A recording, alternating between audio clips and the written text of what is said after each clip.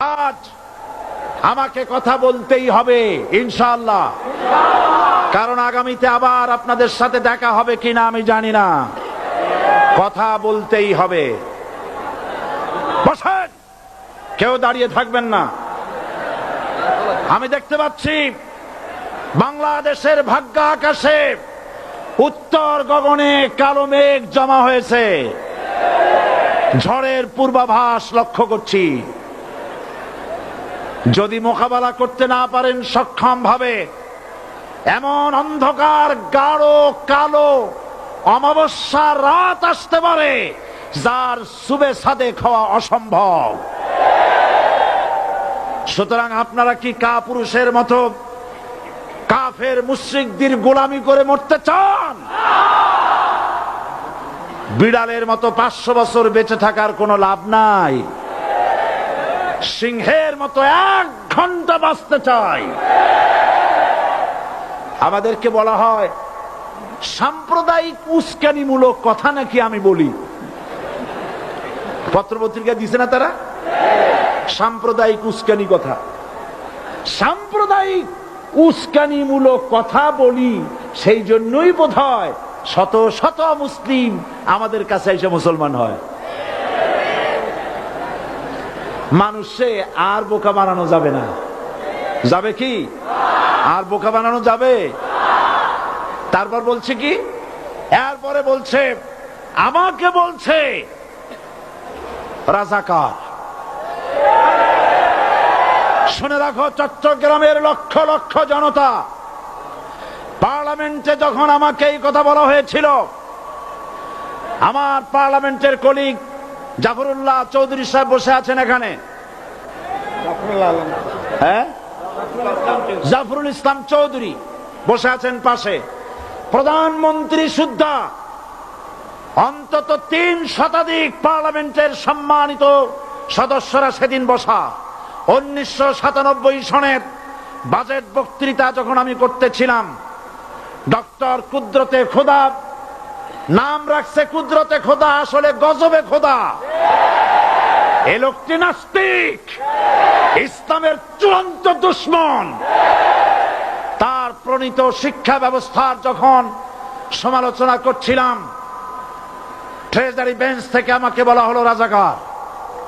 আমি আমার সমস্ত শক্তি একত্রিত করে বলেছিলাম শুধুমাত্র হিন্দুস্তানের রাজাকারেরাই আমাকে রাজাকার বলতে পারে। আমি বলেছিলাম 1973 সন পর্যন্ত আমি বাংলাদেশের কোন রাজনৈতিক দলের নেতা এবং কর্মী ছিলাম না। আমি রাজাকার নই। আমাকে রাজাকার বলে যদি তাকেও প্রমাণ করতে না পারে 10 কোটি টাকার মানহানি মামলা দায়ের করব। আমার এই বক্তব্য সারা দুনিয়া শুনেছে। পার্লামেন্টে আমার এই বক্তব্য রেকর্ড হয়ে আছে। সেদিন 3 শতাধিক পার্লামেন্ট মেম্বারের কেউ আমার চ্যালেঞ্জ গ্রহণ করেন নাই। যে কোনো ব্যক্তি পার্লামেন্টে গিয়ে আমার বক্তৃতা দেখে আসতে পারেন। এরপরে 1997 সনের 7ই অক্টোবর দৈনিক জনকণ্ঠ পত্রিকা যখন আমার বিরুদ্ধে লিখলো, সেই পত্রিকায় সাইদির ওপেন চ্যালেঞ্জ 8ম পাতা, 1997 7ই অক্টোবর, এত বড় 2 কলমে হেডিং।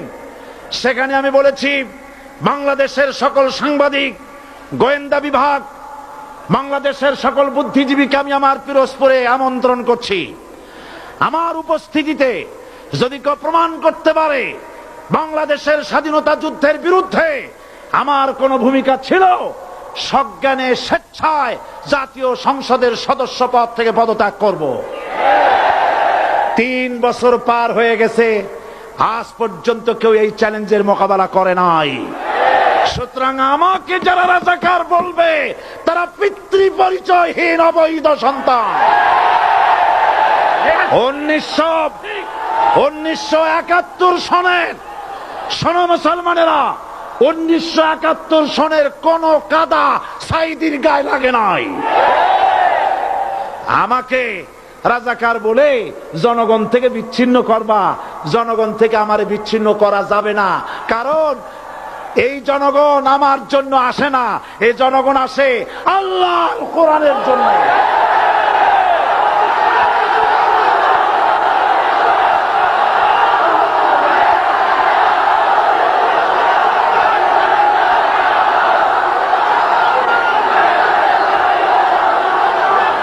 আজকে আর যারা ইসলামের কথা বলে, যারা ইসলামের কথা বলে তারাই রাজাকার, তারাই মৌলবাদী। মৌলবাদী বললে আমরা অসন্তুষ্ট হই না, কারণ মৌলবাদী শব্দটা আসছে মূল থেকে। মৌল শব্দ এসেছে মূল থেকে। মূলবাদী তার মানে যারা মূলে আছে। মূল হলো কোরআন, মূল হলো হাদিস, মূল হলেন আল্লাহ, মূল হলেন আল্লাহ রসুল। আমরা আছি মূলে। এখন বলেন তো মূলের শক্তি বেশি না আগার শক্তি বেশি? আমাদের যারা মৌলবাদী বলে ওরা হলো আগাবাদী। মূলে আছে কত কোটি? 12 কোটি। মূলে আছে কত কোটি? আর আমাদের যারা মৌলবাদী বলে ওই থাকো গাছের আগায়, আমরা মূলে। লাভালাভি বেশি করবা না, 12 কোটিতে গাছের গোড়া আসতে নানা দেবে, মামু বাড়ি দিল্লি গিয়ে পড়বা, বাংলার জমিনে জায়গা হবে না। এ কথা বিশ্বাস করো। বাংলাদেশের মুসলমানদের শরীরে এক বিন্দু রক্ত থাকতে শয়তানের তৈরি করা ধর্ম নিরপেক্ষ মতবাদ বাংলার জমিনে কায়েম হতে দেওয়া হবে না, হবে না।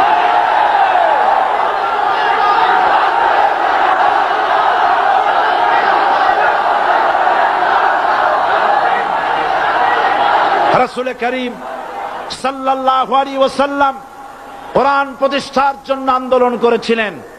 আয়াতুল কুরসি আমাদের সে কথাই শিখেছে।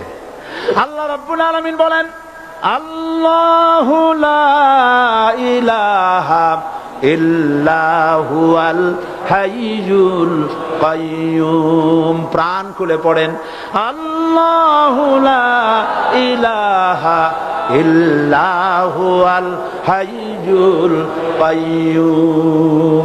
আল্লাহ হচ্ছেন তিনি, যিনি ছাড়া কোনো ইলাহ নাই, আইনদাতা নাই, বিধানদাতা নাই। আমরা মানুষের তৈরি করা আইন মানি না। 12 কোটি মুসলমানের দেশে আইন তৈরি করবে মানুষ, আমরা মানব না। পার্লামেন্টে তৈরি হতে হবে কোরআন দিয়ে, পার্লামেন্টে আইন তৈরি হতে হবে কোরআন দিয়ে। সুতরাং ভয় যতই পান আর যতই ষড়যন্ত্র করেন, 4 দল যখন একত্রিত হয়েছে, ঐক্যবদ্ধ থাকবে, সরকার ঐক্যবদ্ধভাবে গঠন হবে, নির্বাচন ঐক্যবদ্ধভাবে হবে এবং কোরআন হবে, আল কোরআনের পার্লামেন্ট হবে বাংলাদেশে।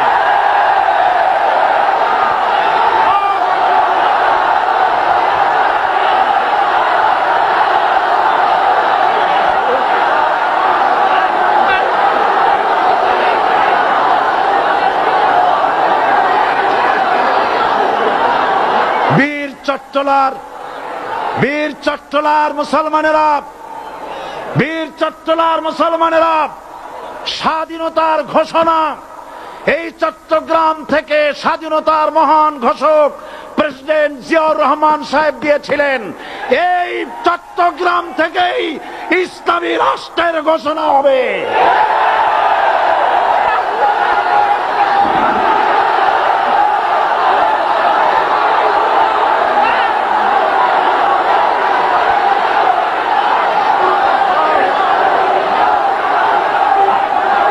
আশাবাদী আপনারা অবশ্যই তা পারবেন। আমি 100% বিশ্বাস করি ইনশাআল্লাহ। কারণ যে ষড়যন্ত্রের মোকাবেলা করে স্থানীয় রাজনৈতিক দলের নেতৃবৃন্দ কোরআনের মাহফিল সিনায় এনেছেন, আমি প্রথম দিনেই বলেছি চট্টগ্রাম তাফসিরুল কোরআন মাহফিল কোন রাজনৈতিক দলের প্রতিনিধিত্ব করে না। এটা কোন জামাত শিবিরের একক সম্পদ নয়, এটা চট্টগ্রামের মুসলমানদের কলিজার টুকরা তাফসিরের মাহফিল। সুতরাং এই মাহফিল চট্টগ্রামে থাকবে ইনশাআল্লাহ কিয়ামত পর্যন্ত। 144 ধারা 288 হয়ে গেছে, ষড়যন্ত্র পায় পায় চলে গেছে। আমি ওই সব ছেলেদের বলি, সরকারি দলের ছাত্র হইয়া মুসলমানদের বিপক্ষে যাইও না। এদেশের ভাগ হয়ে